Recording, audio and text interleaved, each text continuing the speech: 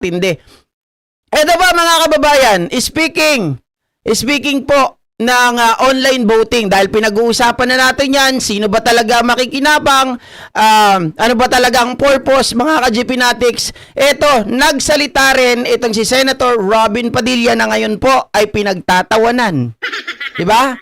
Pinagtatawanan, mga kababayan. Sikat na naman, high na naman itong si Robin. Bakit? Ano ba ang kanyang sinabi, mga ka-GPnatics? Sabi niya po sa kanyang pahayag na war, gera, digmaan sa gitnang silangan na nagre-resulta ng terorismo sa iba't ibang parte ng mundo. Ang napipintong pagkadawit ng Pilipinas sa China-Taiwan conflict, hindi po ba ito force majeure? Mga kababayan, grabe talaga si Senator Robin. Lumabas na naman ang kabubuhan. Lumabas na naman ang pagiging high nitong si Robin. Mga kababayan, linawin lang natin, ano ba ang ibig sabihin ng force majeure? Okay? Ang force majeure, mga kababayan, ay tumutukoy sa mga hindi inaasahan at hindi may iwasang pangyayari sa labas na kontrol ng tao, or ito yung mga bagay na wala tayong kontrol, 'di ba? Tulad ng mga natural na kalamidad, bagyo, lindol, digmaan o malawakang kaguluhan. O JP, nandun yung yung digmaan. Sabi ni Senator Robin, digmaang or conflict ng China at Taiwan. Hindi pa ba ito force majeure? Teka. Pag sinabi kasing digmaan, mga kababayan, ang tanong dito, Robin, ikaw ba ay hindi na nakakalabas dahil sa digmaan? Robin, ikaw ba ay hindi na nakakalabas dahil sa conflict ng China at Taiwan? Robin, ikaw ba ay hindi na nakakapunta sa Senado dahil sa conflict ng China at Taiwan? Robin, ikaw ba ay hindi na malayang nakakaalis, nakakalabas ng iyong bahay dahil sa conflict ng China at Taiwan? 'Di ba? Mga kababayan, yun lang. Simplihan lang natin, wag na natin pahirapan. Hindi tayo abogado. Hindi tayo abogado. Pero mga kababayan, naiintindihan natin yung force majeure. 'Di ba? Oh. Kasi kung hindi mo tawag dito, kaya nga, Robin, naalala mo yung kung bakit hindi binigyan ng TRO itong si Senator Bato? Ang sabi ng Supreme Court sa kanya, nasa isip mo lang yan. Dahil ang rason na dapat daw bigyan ng TRO itong si Bato, ayon sa kanyang abogado, mga kababayan, ay siya daw po ay inaalisan ng kalayaan at meron daw itong mga kababayan, sabi irreparable injury. Sabi kay Bato de la Rosa, anong hindi ka binibigyan ng kalayaan? Malaya ka ngang nakaalis sa Senado, 'di ba? Anong hindi ka binibigyan ng kalayaan? Malaya ka nga na nagtago Hindi ka hinanap. 'Di ba? Malaya ka rin na nakaboto. Oh. Binigyan ka pa ng Senate Protective Custody. So yung mga yon, mga ka-GPnatics, ay hindi pa yun nangangahulugan na may digmaan na nangyayari dito. Although sabihin natin, yung nangyari sa Iran, 'di ba? Oh, may digmaan dyan. Tayo nagka-problema sa langis. But it doesn't mean, mga kababayan, na tayo ay hindi na nakakakilos ng batay sa kagustuhan natin. Limitado lamang pagdating sa usaping langis. Pagdating sa diesel, tumaas. Pero nandun pa rin yung kalayaan natin. Nakakakilos pa rin tayo kahit saan natin gustong pumunta. Nakakapunta tayo. 'Di ba? Yung sinasabi mo na tigmaan ay nagkakagulo na anytime pag lumabas ka ng bahay, pwedeng magkagulo. Pwede kang dyan lang sa labas ng bahay mo ay may nagpuputukan na. 'Di ba? Yung may threat sa buhay ng bawat isa. Yun ang malawakang kaguluhan na nangyayari sa buong mundo. Pero ito mga kababayan, Robin, malaya ka nga nakakalakad pa eh. Diyan sa Senado eh. Malaya ka pa nga yayabang-yabang ko maglakad dyan sa Senado eh, di ba? Oh, malaya ka pa nga nakakahilata. Oh. Dahil kung hindi, mga kababayan, baka kahit pumatong, di ba? Hindi, totoo. Baka kahit pumatong sa asawa mo, hindi mo na magagawa kapag may malawakang kaguluhan or digmaan na nangyayari. Hindi. Sabi ng iba, grabe naman, ang dami mong pwedeng sabihin yun. Pwede totoo naman eh.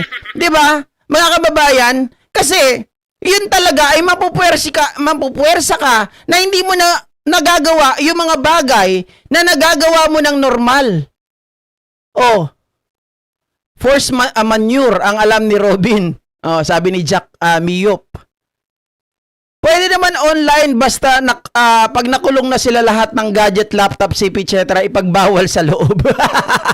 Online tapos ipagbabawal yon. Hindi mga kababayan kasi tawag dito. Maliwanag naman yung kanilang rulings eh. 'Di ba? Force majeure. Tapos meron pang isang sinasabi doon mga kababayan. Ang gusto mangyari nitong si Marcoleta ay pwede daw pagbigyan basta meron daw justifiable reason o makatwirang dahilan. Ano pa ang pwede nating sabihin na makatwirang dahilan? Na mabigat talaga. Di ba? In-emphasis na doon yung salitang force majeure at mga kababayan, yung mga sakuna during the pandemic. Hindi naman pandemic ngayon. Oh, napaliwanag din natin yung force majeure.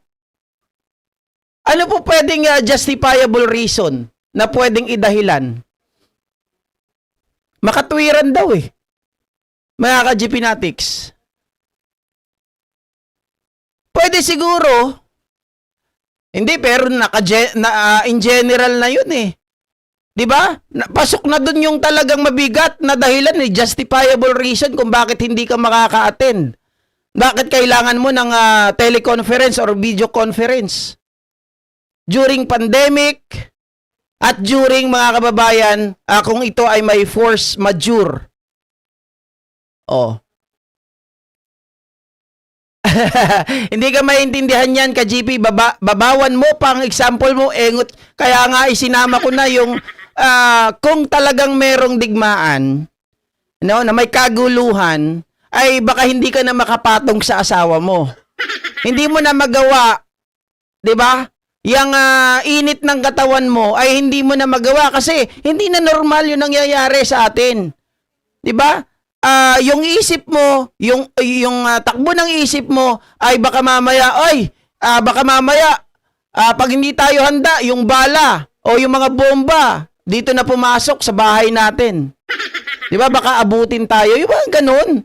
Yung talagang wala kang choice kung hindi mag-stay na lang sa bahay. Dahil alam mo may panganib na nangyayari dyan sa labas. Oh. Wala talaga to si Senator Robin Padilla, mga kababayan. Talagang palpak eh. Ipagpipilitan pa yung conflict daw ng China at Taiwan. Di ba sabi ng Supreme Court, nasa isip lang yan ni Bato? Kaya siya hindi binigyan ng TRO. Eto, nasa isip lang din ni Robin Padilla. Hindi pa ba daw force majeure yung conflict ng China at Taiwan? Ang tanong, Robin, kung may conflict ang China at Taiwan, sabi nyo, madadawit ang Pilipinas. Ako, sumasang-ayon ako na ang Pilipinas kahit anong mangyari, talagang, nasa gitna tayo eh, tatamaan kahit papaano may damay. Pero hindi actually yung malala. 'Di ba? Hindi yung malala, mga kababayan. Pero, hindi pa nangyayari to, Robin. 'Di ba? Parang yung kay Bato lang, nasa isip mo pa lang. Hindi pa nangyayari, wala pang aktual, 'di ba? Wala pang katotohanan, hindi pa realidad. Anong ibig sabihin noon? Katang isip mo lang yan, Robin.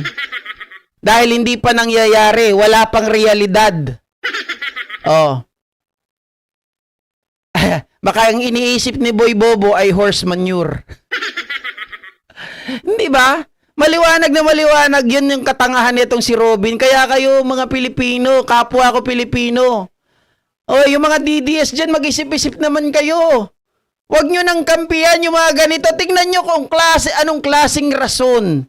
Diba? Ano ang mahihita natin? Ilalagay mo pa sa Committee on Basic Education? Diyos mio Marimar. Sabi ni Sir Tony ni Nubla, sira na ang ulo niya ni Robin. Sir GP, hindi kaya nagdodroga itong si Robin? Hindi natin alam, mga kababayan. Pero paborito daw nito ang MJ eh. 'Di ba?